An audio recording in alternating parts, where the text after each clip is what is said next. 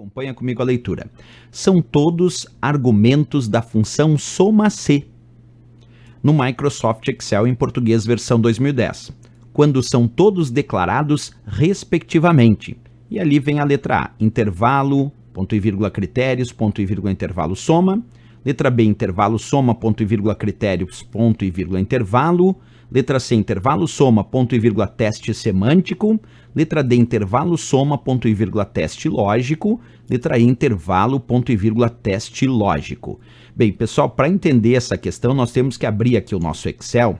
E eu fiz já no Excel uma planilha aqui com alguns vendedores e alguns pedidos emitidos por esses vendedores. E eu vou usar aqui a função soma-C para obter a soma só de algum desses vendedores. Por exemplo, eu quero obter a soma somente do vendedor Pedro, somente dos pedidos do vendedor Pedro. Para isso eu vou usar a função igual soma-C, abre parênteses. O que é essa função soma-C?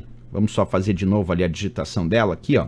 Igual soma-C aí. O que é a função soma-C?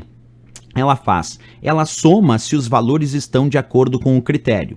Mas essa função soma-C tem 3 argumentos, onde o primeiro argumento é o intervalo onde eu procuro o critério. No meu caso, eu vou botar A2, dois pontos, A6, indicando que eu quero procurar o critério Pedro no intervalo aqui onde estão os vendedores da célula A2 até a célula A6. Então, o primeiro argumento é o intervalo.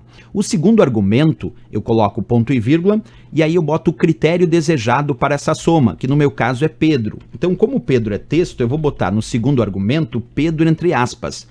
Assim, eu estou dizendo para a função soma-C que o segundo argumento tem o critério Pedro, que eu quero somar se os valores estão de acordo com o critério Pedro. E no terceiro argumento, eu coloco onde estão os valores que de fato serão somados de acordo com o critério Pedro. Então, o terceiro argumento é o chamado intervalo soma. E os valores estão ali impedidos. Então, eu vou botar B2, dois pontos, B6, indicando como intervalo soma a célula B2 até a célula B6. E aí, o que a função soma-C vai fazer? Ela vai procurar o critério Pedro, que está lá no segundo argumento, no intervalo A2, dois pontos, A6. E vai achar Pedro aqui na célula A3 e vai achar Pedro na célula A6. E aí ela vai somar o que está de acordo com o critério Pedro no chamado intervalo soma, que é B2, dois pontos, B6. Então, de B2 até B6, o que nós encontramos de valores em relação a Pedro? Encontramos 20 e encontramos 5, que são os valores que estão relacionados a Pedro no intervalo soma. E aí ele vai somar só o 20 e o 5, então quando eu der Enter agora, o resultado da soma vai ser 25,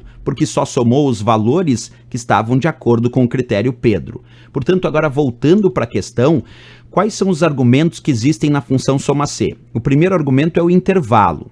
O segundo argumento é o critério, ou os critérios desejados. No meu caso era Pedro. E o terceiro argumento é o intervalo soma, que contém os valores que de fato serão somados de acordo com o critério. Por isso que a ordem dos argumentos correta é essa descrita na letra A. O primeiro argumento é o intervalo, segundo o critério, terceiro o intervalo soma. Resposta então, A de América para essa questão.